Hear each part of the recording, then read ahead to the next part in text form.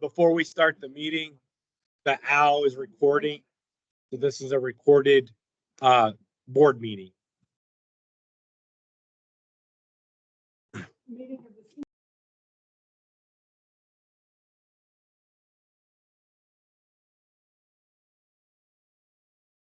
Wish them well. Citizens' comments, I've received nothing. I have nothing. I have nothing in terms of citizen comments. We move on to our agenda items. C1, consider approval of minutes for the March 14th, 2024 meeting and take appropriate action. Has everybody had a chance to look over the minutes? Any corrections that you see? I just have one on the times. The meeting was called to order at 1 rather than 12. So with this one, because we did the tour of the facility, we had to start the meeting at 12, even though we didn't record. That's why. Really? Because if you go look at the last time's agenda, it has like our meeting over there at 12, us eating at 12:30, and then the rest of the meeting started at 1. So that's why I had to change it to 12.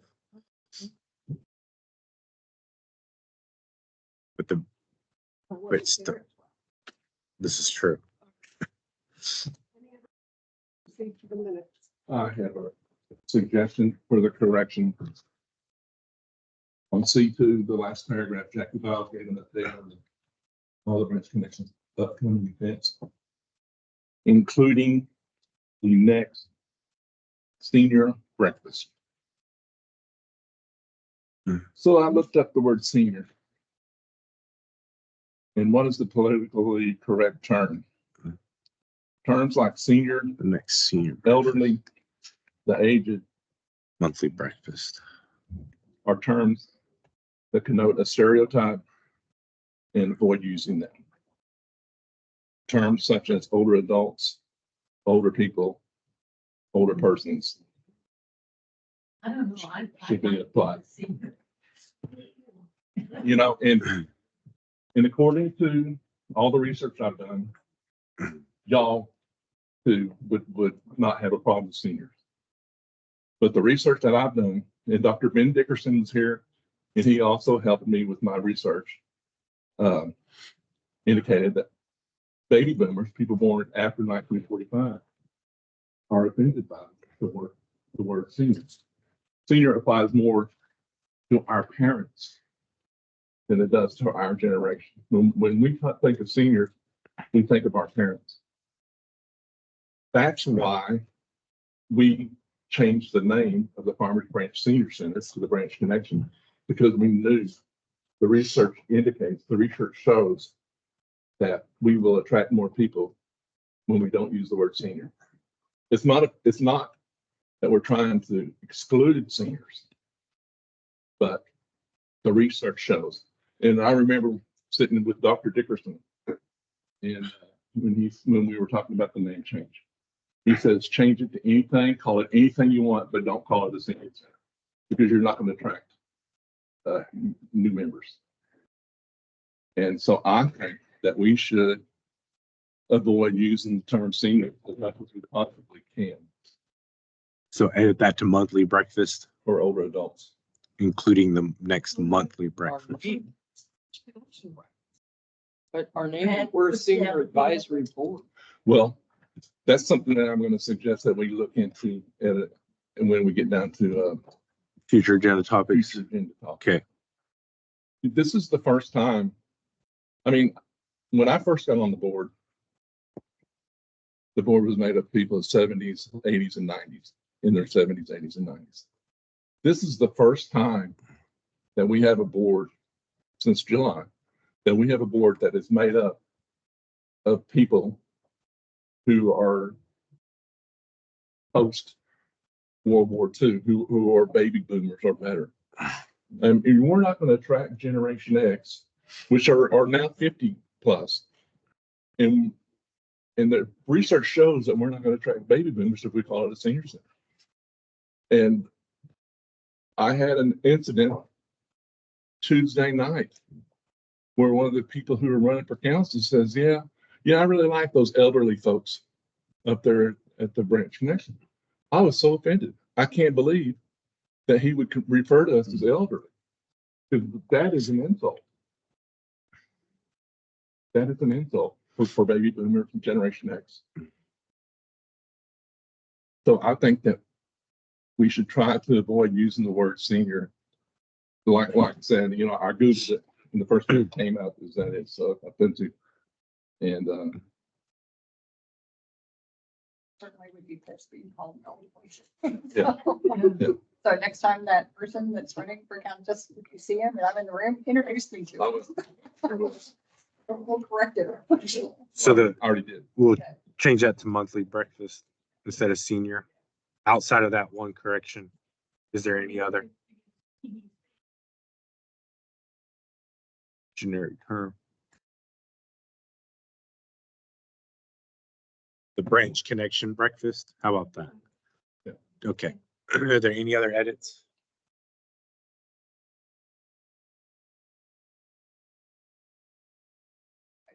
Ooh, I like that. Who's first? Any other questions? Or any other corrections that you see? If not, can someone make a motion that we approve as corrected? Well, I would like to make, suggest one other correction. On the staff. It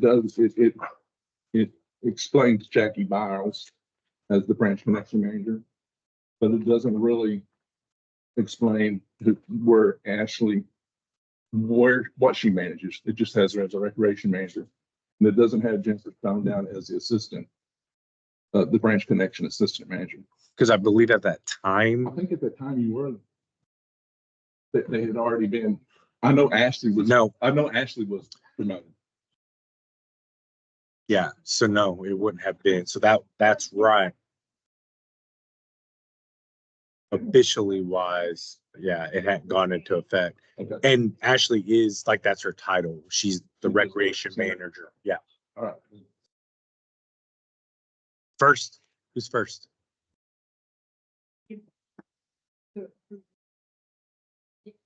Sharon. I second it. Deb. Deborah. Okay. We moved and seconded that we approve the minute as corrected. All those in favor? All right, let's move on. Perfect timing.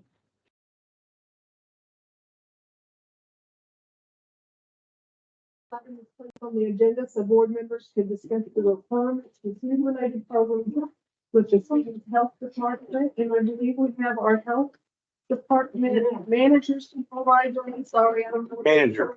Okay. It's Liz Hart. Liz Hart. So I asked Liz to join us here today just because we don't have our building, right? And in our building, we have a licensed full use commercial licensed kitchen. And so everything that we do for our programming becomes a little bit more challenging. And so while we have our food handler certification and Jennifer has kitchen manager, I have kitchen manager, Ashley has kitchen manager. Those are just the requirements that we need when we apply for temporary food permits revolving any programs. But just to get a little bit more clarification, I asked Liz to come and join us so we could talk a little bit about what the expectation for us to be able to host our monthly breakfast. And if we want to do when we do Friday Franks, what all that entails for us to be able to execute. So there are specific guidelines, and I don't know if you said the board, those guidelines for temporary events. So they won't, no, like all of them have gone through, I think except for one, food handler cert. And so Guidelines. Yeah. So they have an idea of what those expectations are, what we require at the events. So you're talking about, the first thing you said was the breakfast. right.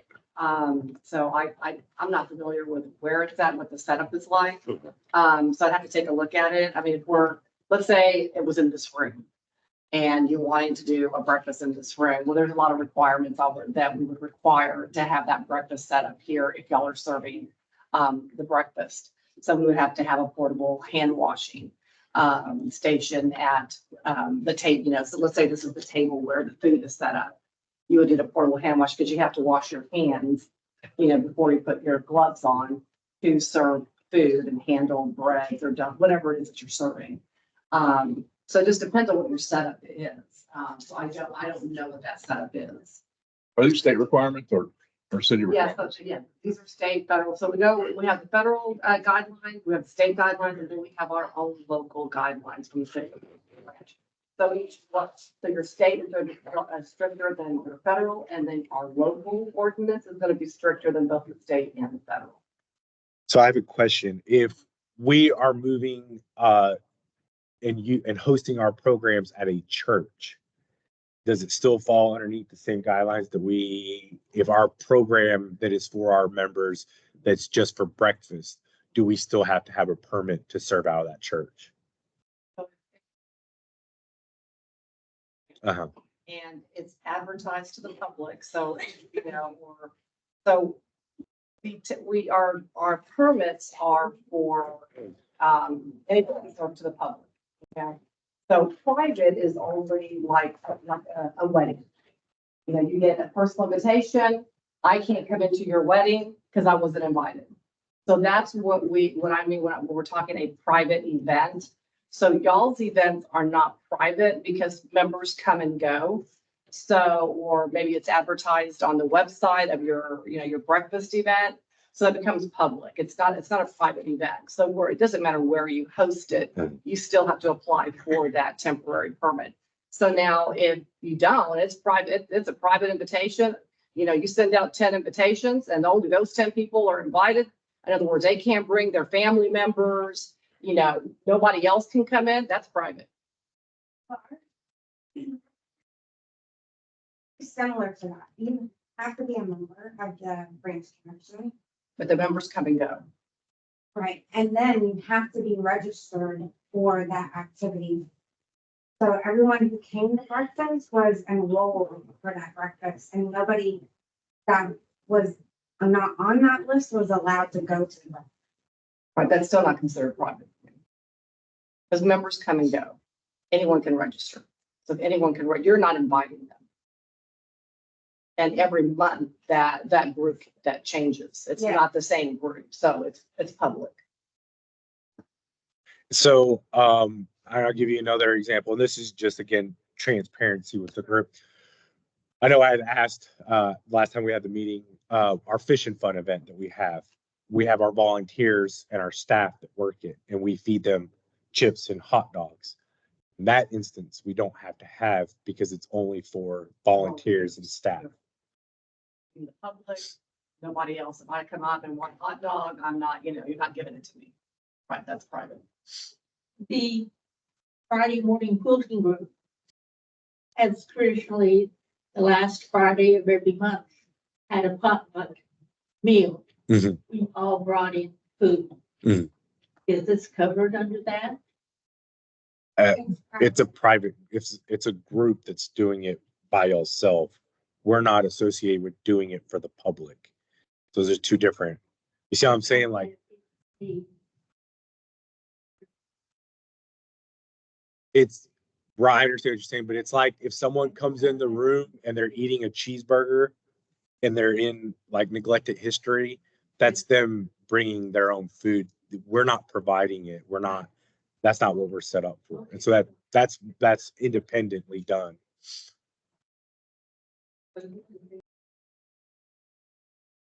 We're providing the food though. That's the difference.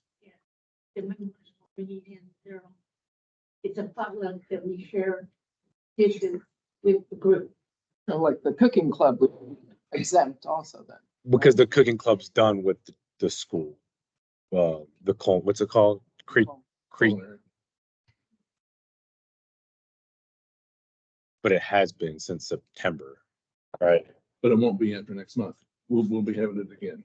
Right, which will be out at a public park, which is a question about Friday Franks as well, if we do that in a program setting, do we still have to have the permit for it?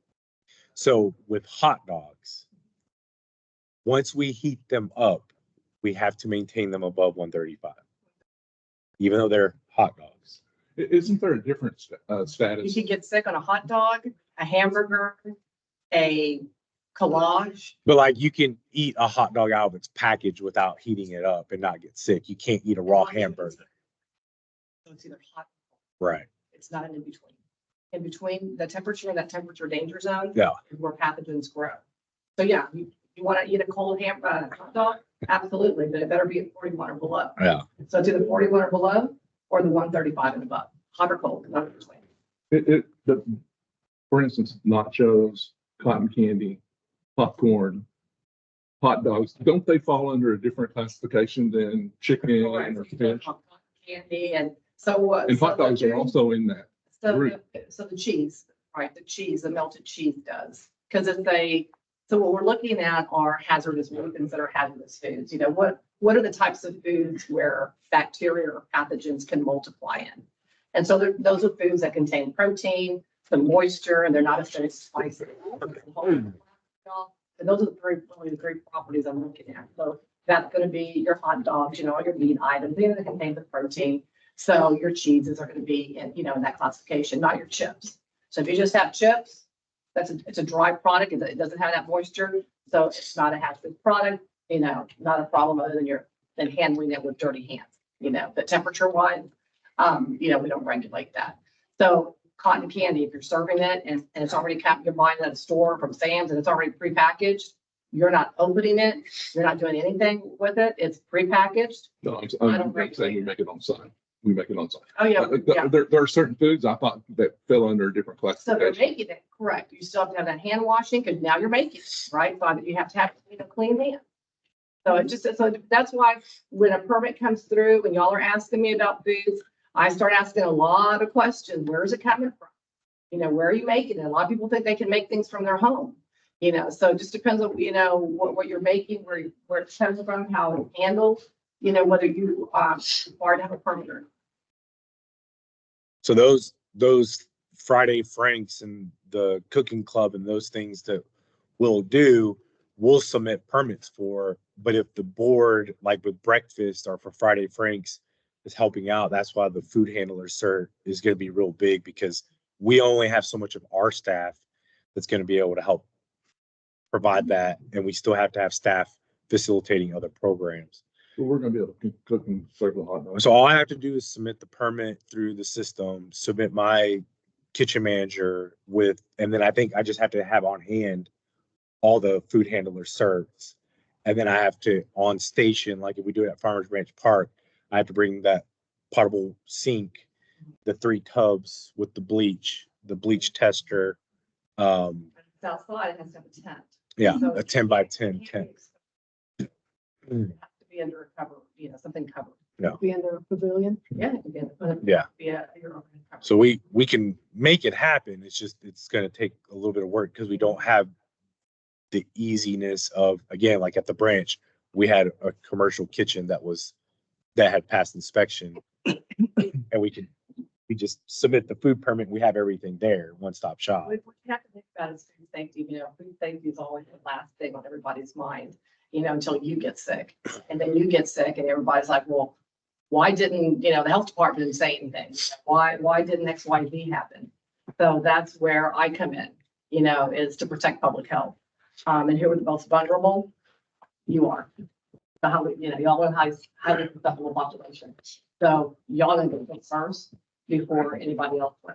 So for me, y'all need a better protection, and hygiene is key. You don't want someone going to the restroom and then coming back and handling your hot dog. Just because you don't see the pathogens doesn't mean they're not there. And that's where I come in. Okay, I know this is a really stupid question, but if we pass all this, we get all ready and we cook hot dogs, how do we have to pick a meat from all? Right, yeah. So all of that's the temporary guidelines that I was asking him if he's given that out to you. All that stuff provided in the temporary guidelines. So you have to have your thermometer there to make sure that your hot dogs are good enough to Gloves. For temperature and. We have, We just gotta make sure we submit again for the temporary permit and give you the location and all that. So. The Cambros. Yes and no, you can. It's just it can't drop below 135. And I don't know what that means for. Yeah. You know, you can do that, or, if this is something y'all gonna do a lot, you know, like what, 7-Eleven have those hot dog rollers, you know, where. The main thing. We can serve them raw off the grill too, right? Not a Would you problem. say raw? Right off off the the grill. grill. Oh, absolutely. Yeah. Yeah. As long as you take it off the grill. You then temp put it. them on. Yeah. Make sure that, and really all you need is, it's not like you have to check every single one. Timing yourself on one hot dog is gonna give you a good idea, because they're all gonna be the same size. It just takes one time to sort of get an idea. Okay, it takes 2 minutes for the hot dogs to reach, 135. And then you sort of, know, does that make sense? You gotta, stick it into each one. But if, the reason why I have these permits is I come out to do, to do inspections, and I check out the facilities, make sure, that y'all are following, the guidelines. And then I'll check the temperature of, of the hot dogs. So if any of those hot dogs are not at temp, then they go to the trash. So if people are lined up to go through the buffet, and you're pulling them off grill, that's going on that person's plate. Wait. it has to go on that plate immediately. Farm to table.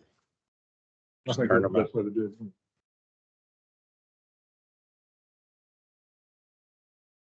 Jackie said, serve them cold. Oh, That's how some of the parents serve them to their kids, cold. basically, you're gonna have to time your cooking so that the grilling of the hot dog isn't done until you hand it to the person on the plate. And so you can do that, and have a warming unit. Well, we have Cambros, but I think for the amount of hot dogs we do, 160 hot dogs. If we have a flat iron grill, if we have a direct heat side that does the cooking and then an indirect heat, the indirect heat side is where we bag and tag. And then we have the cooking side. We can alleviate that flow of 160 with the line of people coming through, but we got to get them going though.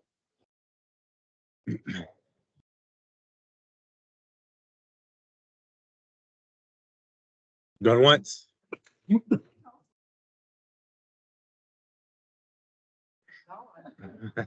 Well, I don't look like I'm 20, do I?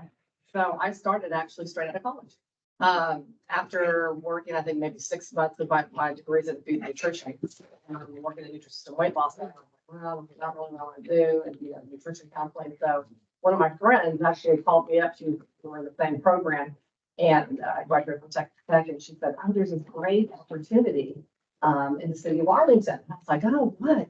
She goes, "It's a sanitarian position." I'm like, "What? I'm gonna be cleaning anybody's toilets?" I was like, "Are you kidding me?" Something is sanitarian, cleaning. And she's like, "No, they're called sanitarians, but it's like working at the health department." And I was like, "Oh," she started explaining things. I was like, "Ooh, that sounds interesting."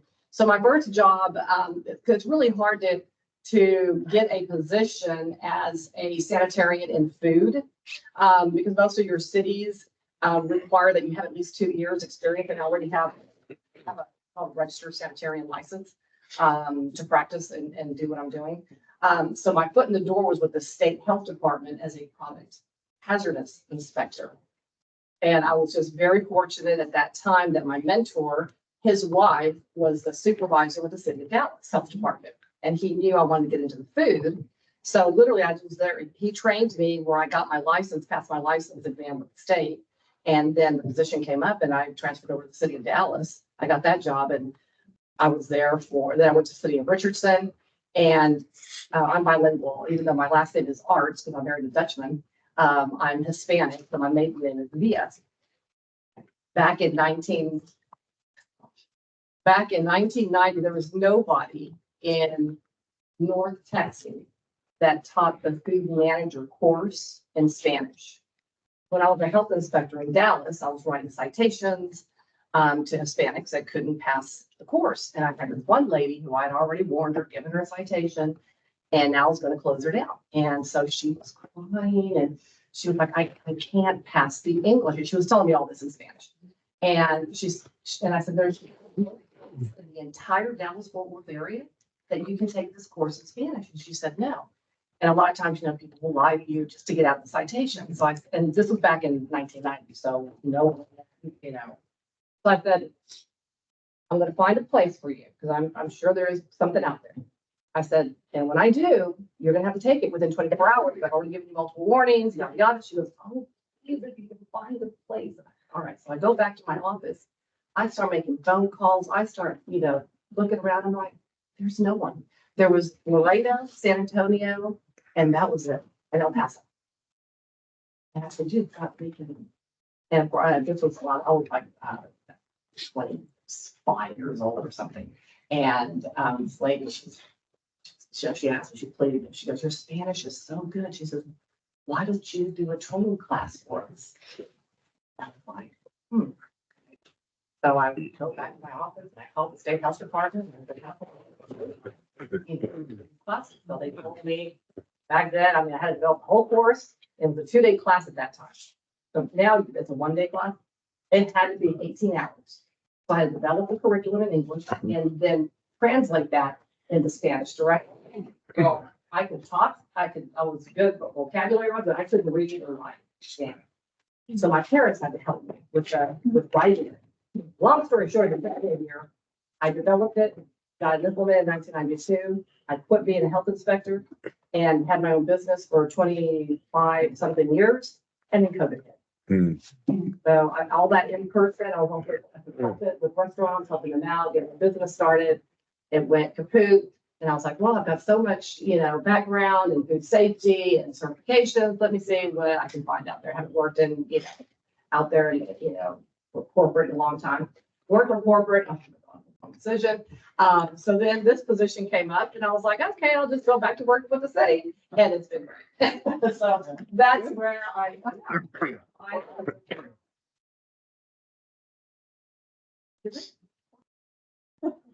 ABW, Nancy Logan Warehouse. So they're a logistics company, so they're food safety manager for a 1.5 million square foot warehouse. And they stored Mars, so confectionery, all the candy. Mars, that's where my joke was supposed to go. Dang it. Not gas station. So close.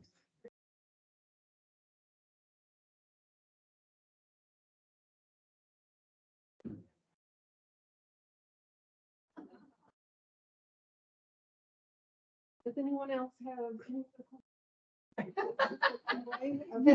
Okay, my married and my single Yeah. kids. Thank you so much for coming. I appreciate it.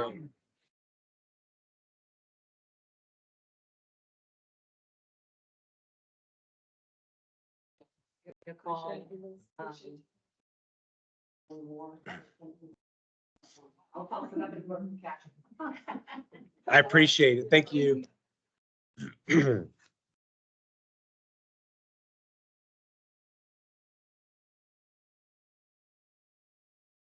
So that's the stuff that we've, yeah. Yeah. Cook a hot dog, get ready to take it off, see how hot. Temp it go, temp it go. Make sure it's 135. Yeah, that's what I'm saying. Play with one. We'll figure it out. We always do. We always do. We always do. To C3, review events and activities. This agenda item allows board members to discuss and give feedback on any activities or events attended and review the upcoming calendar. On January 2nd, 2024, the Branch Connection Post for renovation activity photos will be posted at alternate locations. So, this will go with discuss future agenda items for C5. But moving forward, we'll keep this review events and activities, but anything that we want to specifically drill down into, we're just going to pull it out and make it an agenda item. So moving forward, game night is going to get pulled out and we'll address those individual events with their own agenda item. So we're just going to touch real quick on game night and fishing fun, and then moving forward, any other specific stuff like that, we'll pull it out in the future meetings and make it its own agenda. And I feel with game night starting, May, I think it's just going to make more sense to do it that way.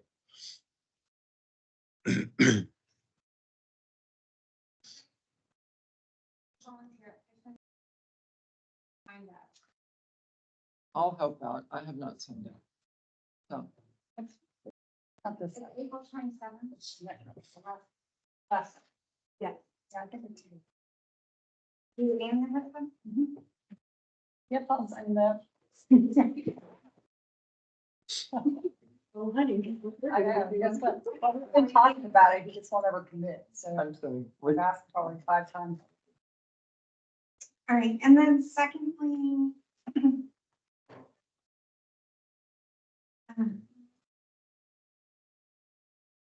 I have board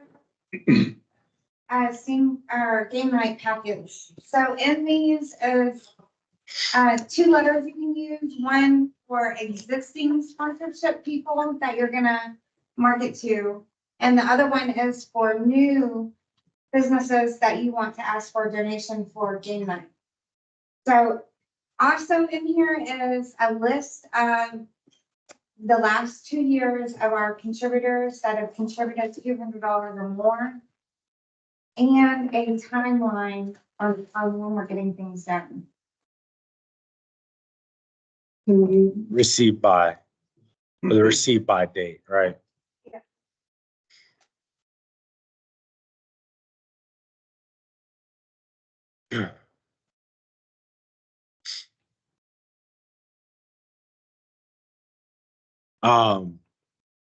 So for the rest of the activities, the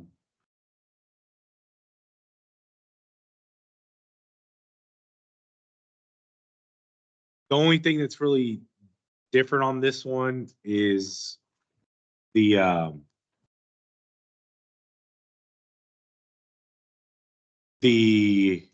computer education class. That topic's over Introduction to Microsoft Word. And then also on Fridays and Mondays, we're putting 2 nets up for chair and or fun team volleyball play. So that way there's 2 nets. So the 2 different groups have the option to be able to play on a net instead of just having 1 net. On the 27th is our fishing fun.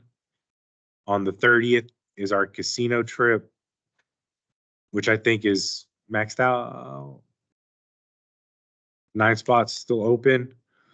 And then obviously our next meeting will be, I think, May 11th. So we won't have time between now and then before we have an official board meeting again. So we just got the paperwork. It just looks like we just got to get signatures. But starting on May 6th, which is a Monday, we're hosting almost all of our programs at the First Baptist Farmers Branch, which is right in front of City Hall. The only programs that we're not hosting over there is our computer classes that'll still be at Mansky, our evening program in Zumba, fly tying, and arts and crafts. And those will be here at the rec center. They'll be at the library. And then June, we'll have this again in May, but in June is our last dance at the Nancy Watton. And then I'm pretty sure we're going to move to the Knights of Columbus as long as their space isn't expensive. I have a contact. Deb and Matt gave me a contact. I've talked to him. I just haven't gotten back around to going to the actual facility. So hopefully we can keep our dance club going. Just because the Nancy Watton Center's, it was a good idea in theory. It just didn't turn out that great for us. May 6th. And through June. In July, and we will return back to the rec center here August 12th. Now, in July, there is going to be a break, a week-long break in July, where there'll be no programming for a week. And it's because they're hosting their vacation Bible school. And so I don't want to say to equal that out, we got a week back in August, which helps us navigate back to here August 12th when the kids are back at school. So Is it the last week in July? You know, which week? 15th to the 19th.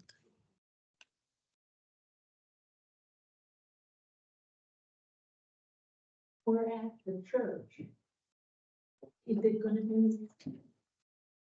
Similar to like having the branch and open so that it's a ongoing, people can be there 8 hours a day? So essentially, yes, because where we're having what we call open rec, it's a room, it's bigger than this, but it's like a kitchen area and it's got a TV and it's got a whole bunch of round tables. And so people can, what we have here at open rec Monday through Thursday, it's the same concept over there, only except we don't have like the rest of the rec center to like, it's the education wing and it's all on the first floor. And so we'll utilize those different rooms for different programs throughout the day. But then we have that one room where people can sit and play cards or do whatever they want. So, and then they have an indoor gym. I don't know, it's a gym, but it's not a gym. Does that make sense? But that's where we'll be able to house all of our fitness classes too. So power walking, chair volleyball, yoga, balanced body. So it's a one-stop shop essentially. And that takes a load off of us instead of being spread thin throughout the city. So the only thing we have to maintain is the programming at the library, which Linda Eckel is really good with, and then the evening program here are where'd you say? Or the library. So I'm glad we found this location and the mixer. Yeah.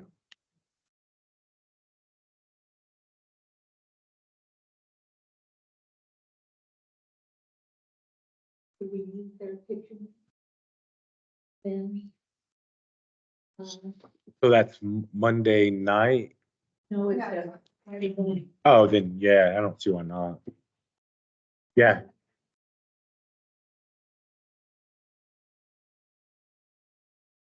Yeah.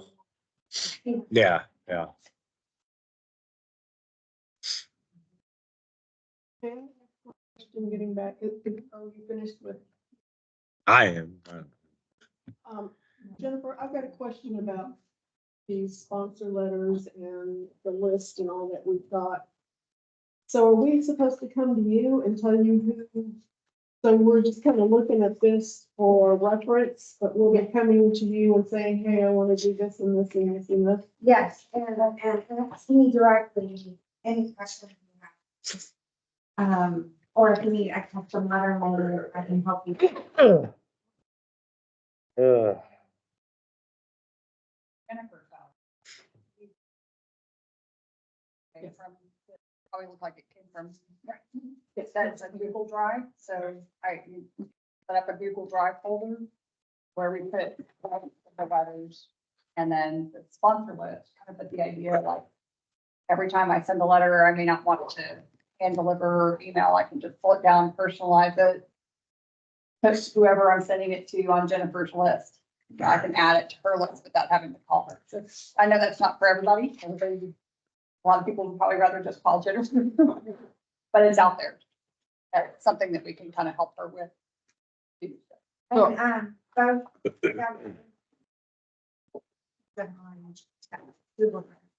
So I would like to talk a little bit too about, and just verify this, like if we start soliciting donations. You know, because some people just want to hand you a check or whatever it may be. Now, what exactly are we, what's our goal to tell them? Do we want them to say, can I allow this to be for, you know, gift certificates? I mean, I know we're not supposed to buy gift certificates, so what do we have to do to be able to use that money, how we want to use it? It just has to be denoted gamer. But do we have to put anything in the memo? What if we want? Unless. Go, you got it. Only.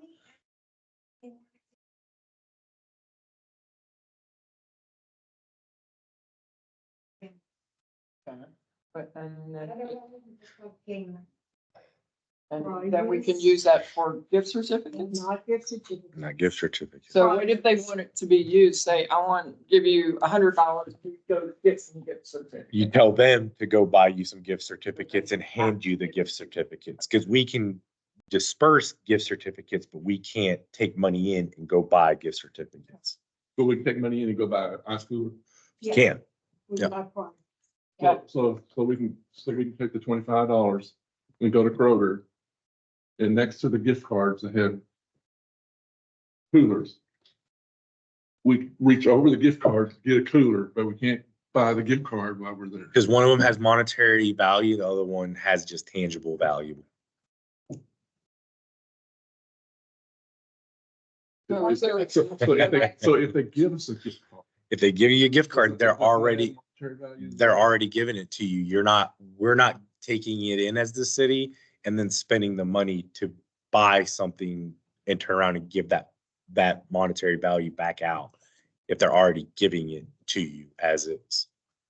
So what is our goal? Are we wanting them to give us gift cards? Are we wanting cash or check or whatever? I say. You decide what you want to bring, and it would be nice if we had mainly gift cards.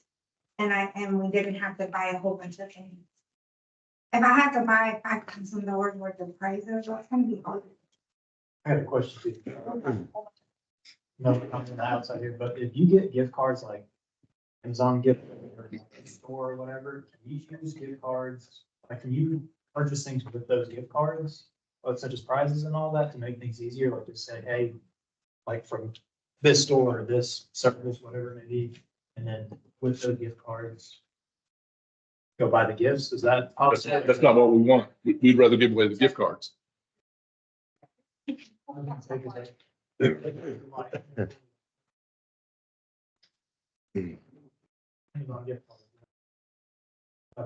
Separate by now.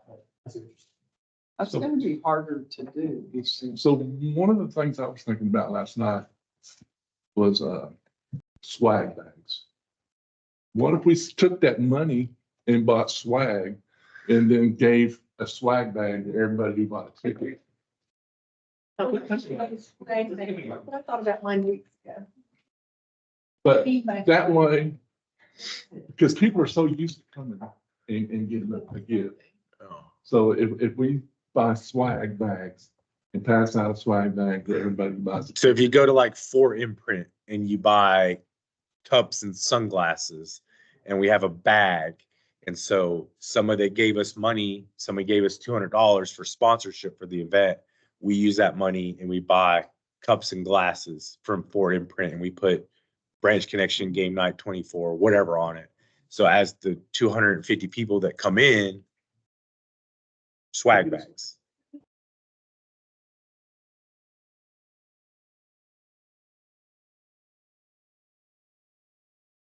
I don't know. Y'all decide. Yeah, game night on it. It can have nothing on it.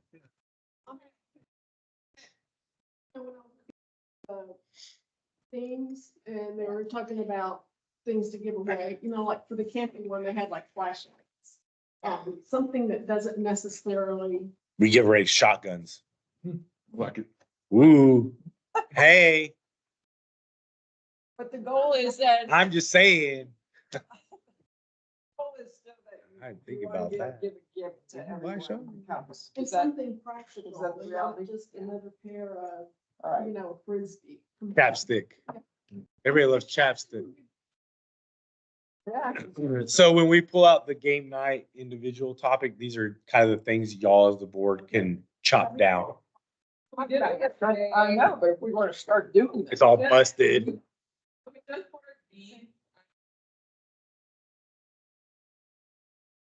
Later. And so then we'll hand these out at Fish and Fun, and the Independence Day. So we talked about yesterday, like it seemed every meeting, want to talk about prices. So we put it actually on the timeline that we would talk about, once we started kind of getting an understanding of maybe donations that are coming in, actually put that we would talk about prizes at the June board meeting. I think we need to discuss it before that, because we need to know what we're going after. I mean, yeah. we need to figure it out before If that. Mike gets a check from Dallas Medical Center for $1,000, All right, they're not gonna go out $5,000 for a gift card. Buy a right, shotgun. right, they're not. Buy a shotgun. And most companies aren't gonna do that. Yeah, they're not gonna go out. They're not gonna do it. Now, if my daughter gave me a check for $500, I would have no problem taking that check. Maybe she'd give me $500 and I have no problem going and getting Right. $500. If that's what we do. Yeah, they did, and they're not gonna do that. But that's what I'm saying, that's what I Right. said, the businesses are not gonna. Right. Yeah, but No, when it's it's a five-star usually- food. Yeah, but Cut the check for $500. Well, that's the restaurant. They will, but Well, they $25 gift card, you can make us give me $100. Right, or actually better, give me $200. But they're giving. Well- They're not gonna take it. Yeah. but really then we probably want the $25 gift card. If we're trying to give everybody something. Yeah, It's, the bigger ones. Swag bag, I don't even know, it doesn't have to be branded stuff. It can just be- Yeah, just something, I mean, I think. Cool stuff. In the Fairgrounds Farmers Branch Fire Department when it lights up. Oh, that's cute. Yeah, so. I thought they were thinking about those down at the work park one night. Yeah, I didn't get one. see? So, all right. Or, So the goal is still overall that we want to be able to give something to everybody. However, we figure out how to do it. But I think it's a great idea. I think it's a great idea. We can do something that, and then maybe some of these, well, cause like, you know, we're still gonna do the baskets, the bring forth baskets. Sure. Do that also. So. okay, I'm Yeah, taking that's that a big your idea. So gift cards were applicable, were possible. Swag bags for everyone if possible, and our grand prize, cash grand prize, and our gift baskets. Excellent. Okay, all right, sounds good. anything else on that? All right, let's move on to C4, receive an update from all appointed subcommittees. This agenda item allows the board members to report, discuss, and exchange information regarding any updates from the Spotlight Memorial Century or Renovation Subcommittee. Yes, okay. So for the renovation, we just had, we have a meeting with them, a standing meeting every week with them. Couple of leaks, with the rain that we've had, so they're fixing that. They're starting to put the walls up. I need to run over there and I'll get some pictures. We'll get them up on Facebook. But also on May 11th or 9th, when's our next meeting? May 9th?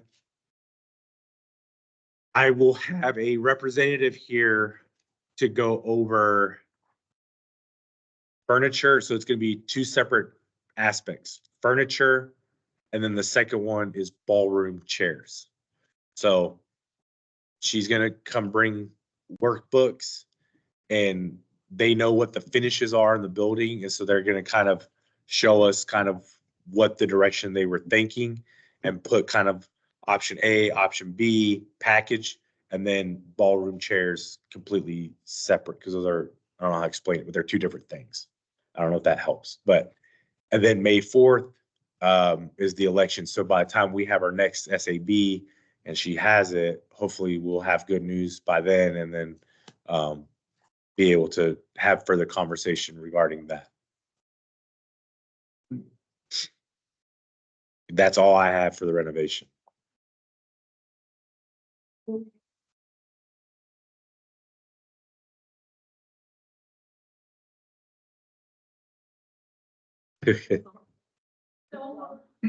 could tell them, get back in there and go. to work. Go back to work. There you I felt Joyce and Sharon, you were both on the memorial committee. There is one of our class members who has passed away, Ray Quellen. So if, Ruthie, did you know him? Yes, Ruth and I served with him. Yeah, Matt, well, he was on the board many, many years ago, and you can check with Ruth or Bridge. and we'll get a little background in his plaque. His little plaque for the board when it gets back up. All right, so I don't know how many years ago he was a member.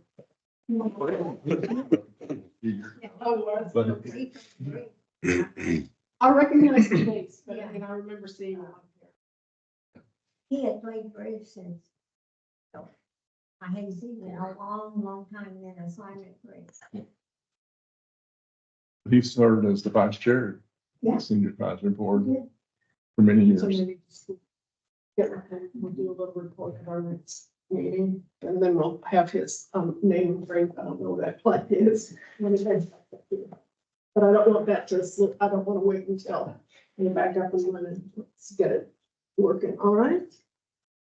All right, our next item of business is C5. Discuss agenda items for the future of senior advisory board meetings. This item is placed on the agenda so that board members can recommend topics they would like to discuss at future meetings. I have two. One is that we'll pull game night out on agenda item, and then the second quarter report will also be on May's agenda items.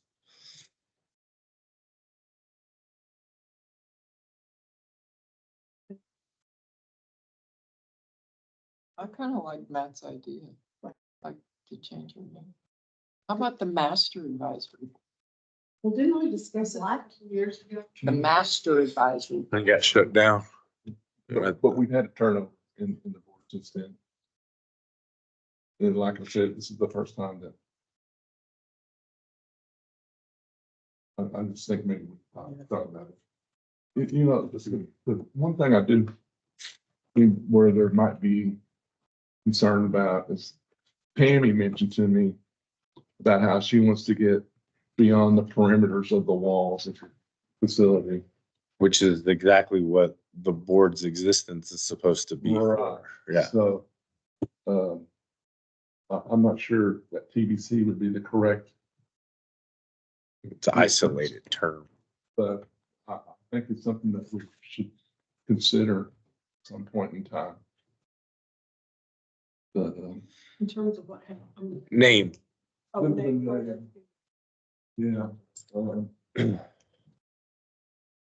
Because we do want to help our older, we want to expand into our community and help older adults. Yeah. So, Active Community Board. I don't know. I don't. How about this? Can we table that and let me do just a little bit of asking to see if it is something we can pursue, what hurdles there may or may not be. And I'm just gonna reach out to Stacy Henderson, just so, I'm just gonna say, hey. And so if she gives me something to talk about, I'll still pull it out and put it on agenda Okay. item. If there's no meat there and it's plain and dry, then, but I don't know, you're right. Yeah. The people, when we had this conversation, they're not, you know, Amy P's not there, nobody's there, so. Yeah. Yeah, and Jennifer, you remember when we were at Metro Crest? Well, I think you were, Jackie was there. Senior Service Alliance. yeah, and whatever became of that. It died. COVID killed it. So can we maybe be the ones who restart that? So we tried, and there wasn't, we could circle back around and try it again, but when we tried, the only person that we half-heartedly got invested to start with us was Speece. What's her name? Grace Speece.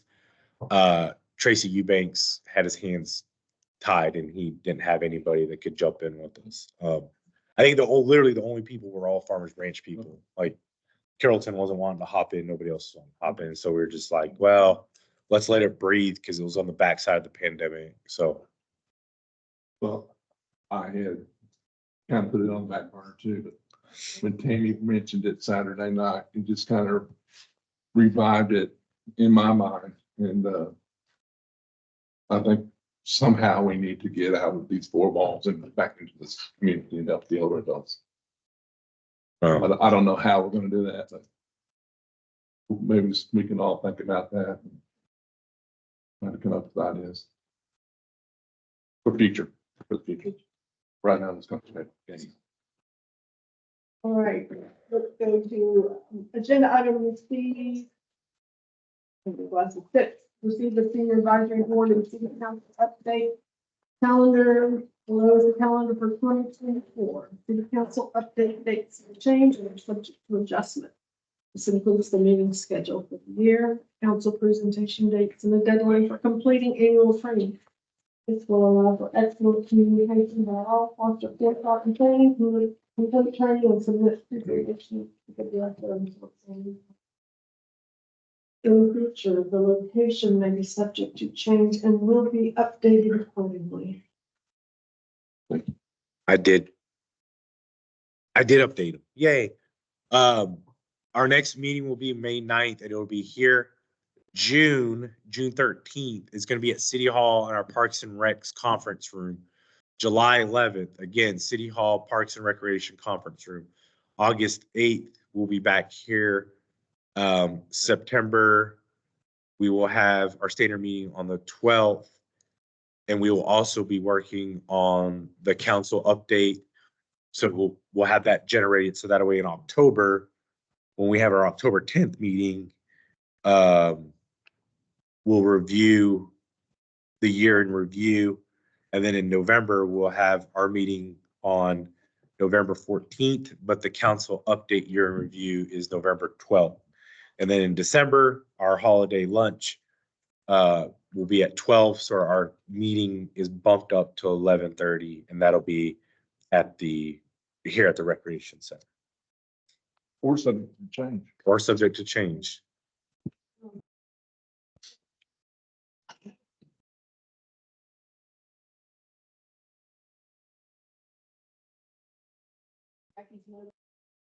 Those terms are opportunity I've gotten back to me every year.